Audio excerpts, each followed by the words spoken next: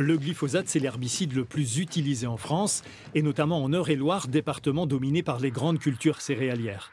La décision de l'Assemblée était donc très attendue, tout particulièrement par les représentants de la FNSEA, le principal syndicat agricole.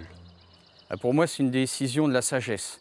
C'est-à-dire qu'on prend le temps d'étudier, de voir s'il y a des solutions pour remplacer le glyphosate. On sait que la société veut que les agriculteurs changent, on en est conscient, mais ça ne peut pas se faire à n'importe quel prix.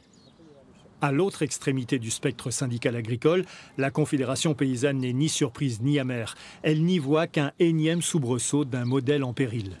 Globalement, il me semble qu'il y a une grande majorité des paysans qui étaient prêts à aller vers une transition sans glyphosate.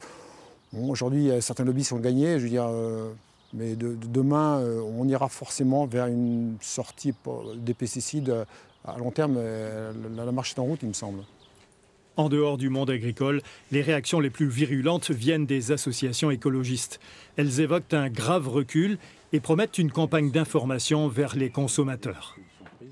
Nous allons donc communiquer intensément sur ce dispositif, faire voir les avantages et les inconvénients, et également mettre en avant, si vous voulez, un certain nombre de critères sur lesquels, ou de rapports sur lesquels s'appuient un certain nombre de décisionnaires, des rapports qui sont un petit peu tronqués, voire qui sont orientés.